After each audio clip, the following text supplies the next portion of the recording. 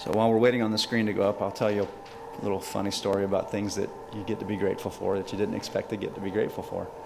I'm really grateful that we have people that know where safety pins are. That's all I'm going to say, and I'll just let it be a little mystery. Yeah.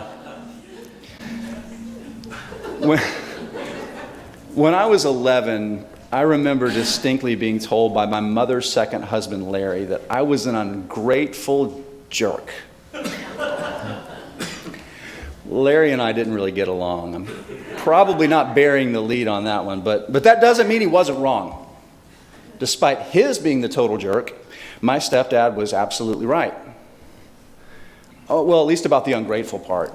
It was Christmas Eve, and we were in the living room, my mom, my brother, Larry, and me. And I had a beef with Larry and Mom. Simply put, the present-to-kid ratio under the tree wasn't very evenly distributed. Okay, I expected that Larry's daughter, Emily, who I was convinced was far more of an ungrateful jerk than me, not to mention being spoiled rotten, she would have more presents. But my older brother had more too? That just wasn't fair. So I shared my opinion that I was getting the short end of this three-ended stick, and rather strongly, as I recall. Larry teased me a bit, and if I'm fair, it was in a good-natured way. Of course, my brother, about 5 years my senior, absolutely piled on. Things got heated.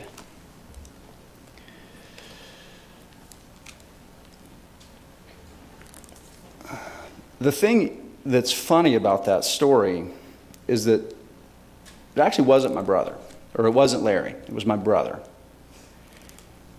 Larry walked out of the room and came back 30 seconds later with a giant box.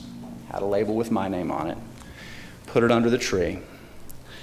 My brother thought it would be kind of funny to leave that one out, and he owned up. I didn't admit it, of course. I felt kind of bad. I'd immediately assumed that Larry was setting me up to get mad so that I could get in trouble. It wasn't a fair assumption. But at the same time, I don't know that it was necessarily unfair for an 11-year-old kid to go through those emotions and to consider that 11-year-old kid was necessarily being ungrateful. In a 2017 Thanksgiving column for Forbes, Luis Romero, the speaker and writer, wrote that gratitude is the act of feeling and communicating appreciation for the people, circumstances, and material possessions in our lives. It allows us to cherish our present in a way that makes us feel in abundance rather than deprived.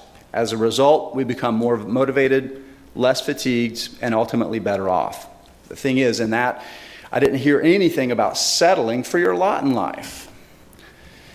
As an 11-year-old, I think we probably all have a similar experience where we felt that power of moral outrage at being wronged, even when the wrong was more of just less amazing than any actual slight or harm.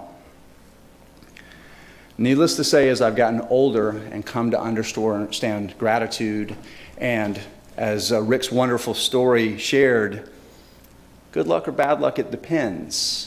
Sometimes you just have to wait a little longer. My thoughts on gratitude and my understanding of how it can be a weapon, a tool to power change in the world has deepened gratefully. Also, did you know that practicing gratitude can get you high? Okay, so that's probably a little bit of an overstatement. But in Romero's 2017 Thanksgiving article, he went on to describe how multiple clinical studies have shown that gratitude boosts serotonin, dopamine, and oxytocin.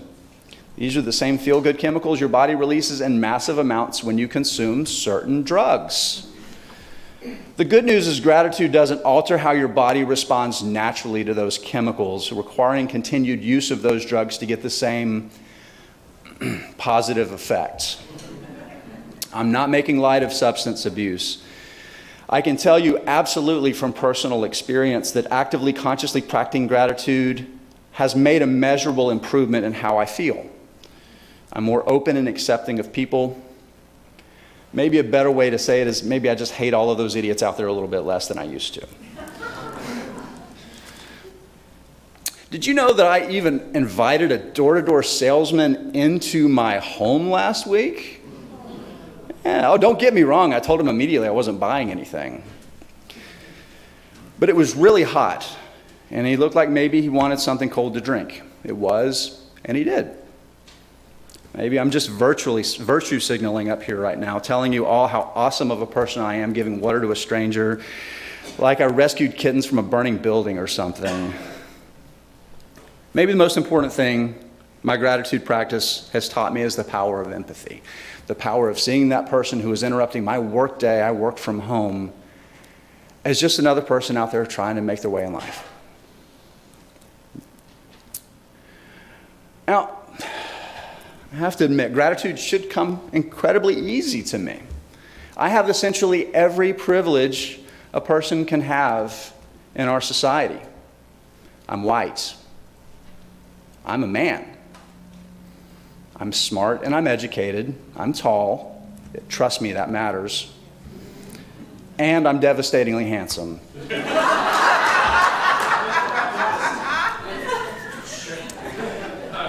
None of these things happened exclusively because of my grit, determination, and hard work. Genetics and the good fortune of timing have played the biggest role. And I don't feel a bit guilty for that, despite the fact that I've been dealt a winning hand when more than half the population had the misfortune to be born a different gender or with brown skin. Now, this is where I implore you, please listen closely, because I get the impression that there's probably some of you who might feel a little uncomfortable after that last statement. A few of you actually might be getting a little pissed at me. But remember the story from my childhood? Gratitude may mean being thankful for what you have, but it doesn't require you to accept things as they are. Life is not some zero-sum winners-take-all game that requires one group or more to remain marginalized to protect the interest and prospects for those who have done well or have it well. There's not a finite amount of success. Success and inequality are human constructs. They're a result of our own failures as a society to give everyone a fair shake. You know what happens when women of color, people of color, and women stop being marginalized? Economic prosperity for everybody. The rising tide that lifts all boats. Dr. King knew this. This was to be the next phase of his movement that sadly lost much of its momentum following his assassination. All right, so how do we get from a white dude being thankful he's got it made to using gratitude as a weapon for social justice? Let me circle back to empathy as a cornerstone of my personal gratitude practice. In short, being intentionally aware of the people, circumstances, and material possessions in my life has a side effect. It forces me to acknowledge which of those things I have because of my actions and which I have because of my privilege. Now, sure, often enough, they're intertwined. But at the end of the day, it's made me aware of my responsibility to use my privilege as a tool to empower others. To quote Voltaire, or if you prefer, Peter Parker's Uncle Ben, with great power comes great responsibility. I'll take it to the streets, to the real world. I have a close friend and colleague who's a person of color. He's also very short. It matters, people. We speak rather bluntly with one another about racial and other societal issues. I find myself very fortunate to be able to get his personal perspective on things in such a matter-of-fact way. Moreover, I don't think he speaks on behalf of the black community. He just tells me how he feels about stuff. And it's often in a profane manner, responding to some passive-aggressive insult from me, but everyone should have such a friend. Now, I say all this to tell you the most valuable lesson I've ever gotten on helping the disadvantaged. My friend told me one time. He said, white people need to stop trying to be friends and understand every black person they meet. You want to help the black community? Help black folks get jobs. Now you might be wondering, how do we get from a sermon on gratitude to a lecture on relations with minorities? In short, because my gratitude practice has been central to one of the most important undertakings of my life, building deeper connections with people. My friend started out as my primary editor when I first began writing a number of years ago. I made a concerted effort to build a deeper relationship with him, not because he was black, but because he made my work and my life better. He challenged me, he pushed me in ways that still benefit me today. I was grateful for his presence in my professional life. I wanted to know him better and maybe learn how I could be a positive asset for him as he had become for me. Fast forward a number of years and our professional paths have diverged. We're still occasional colleagues, but more than anything, we're friends. Even though he's on the other side of the country, we chat nearly every single day because the internet still has things about it that are amazing. There's a point to all this, and it's tied to gratitude. I promise I'll get there. The random coincidence of being assigned this one person as my editor, who then helped develop and shape me as a writer and became my biggest champion and advocate early in my career, played a massive role in my professional success. This one person's actions have been worth literally tens of thousands of dollars in additional earnings for me. You know what? Sure, I was a good writer. I still am a good writer. So maybe to some degree I earned it. I put in the work. But this one person's actions further compounded my efforts in a way that I could not have accomplished on my own. Now, this is where gratitude gets really, really cool. Whether it was my skill and hard work or my editor's efforts that mattered more to my success, it really doesn't matter. Having gratitude for the support I was given didn't cost me a single penny. Moreover, it also didn't water down or diminish my success or limit my prospects to further that success. Frankly, I've been able to both own my success and simultaneously acknowledge that I'm standing on the shoulders of others who lifted me up.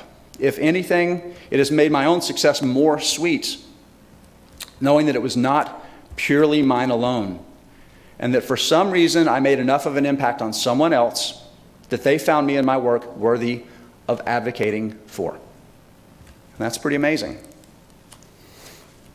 I said earlier that gratitude should come easy for me. I have all the privilege of being a straight, smart, sexy white dude.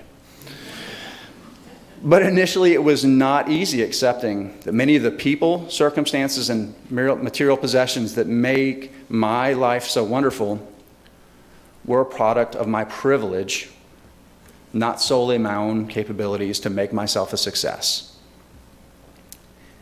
It's kind of hard to accept that you didn't hit a triple, that you were actually born on third base. I want to give myself a little bit of credit. I was born on second base, but then I stole third. But having gone through that personal journey and using gratitude to become appreciative of both those things that I have attained and the things that life circumstances alone have given me, has made me far more conscious of the power of circumstances, particularly society's active role in putting a thumb on the scales of one's own fortunes, as having a bigger impact than I may want to acknowledge at times. Heck, I've even learned to be empathetic to the white man. Frankly, honestly, it's not easy to accept that you're not responsible for your own successes. And the societal pressures and media messaging that feeds our innate biases makes it doubly hard for many people to move beyond their personal defensive posture to a place of gratitude and empathy. It's not easy. For me, it took many years to get where I am, and I can promise I come up far, far short, far more often than I'm willing to admit to any of you. I don't open the door for most salespeople. I've been known to be rude to customer service people when I'm filled with righteous indignation. Now, that's woke terminology for being pissed off, in case anybody was not clear. I'm also far too critical of my wife at times, and sometimes I yell at my kid. I yell at a 2-year-old when I'm frustrated. I make mistakes and behave like an ungrateful jerk to the most important people in my life. Turns out my stepdad was right about that. But I also apologize, admit when I'm wrong, and work to both make amends and to self-correct.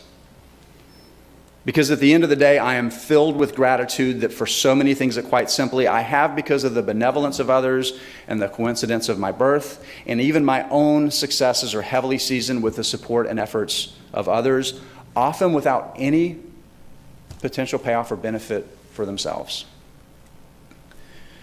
Yes, I'm deeply, deeply grateful for so many things, and as time passes, it's the circumstances and people that I find I'm most grateful for.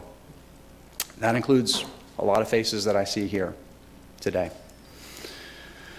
But my gratitude practice has also opened up something surprising, a deep need to push back against the injustice and the broken nature of a system that's behind so much of my own success. Frankly, there's a bit of a burning anger at the core of my being that's stoked by, of all things, my gratitude practice. Let me close with a quote from Charlie Munger. Charlie is the billionaire investor who's been Warren Buffett's investing partner for a half century. Charlie said, "To the extent that all I've done is pick stocks that have gone up and sat on my ass as my family got richer, I haven't left much contribution to society. I guess it's a lot like Wall Street. The difference is I feel ashamed of it. I try to make up for it with philanthropy and meetings like this one today. This meeting is not out of kindness. This is atonement." Now, I'll substitute Munger's shame and atonement with gratitude and obligation. But the point is the same. Because I am grateful, I am acutely aware. And because I am aware, I must do. That's a part of why I attend Chalice. It's a big part of the reason that I support it with my time, my talents, and my treasure. It's just one way I can help make our world, and more importantly, our community, a better, more just place. Gratitude isn't just being thankful. That's only the start. True gratitude is when you take that energy that it gives you and let it feed your efforts to make a better world. Amen. I'd like to ask you to please rise in body or spirit and join us for our closing hymn, number 1007, "There's a River Flowing in My Soul."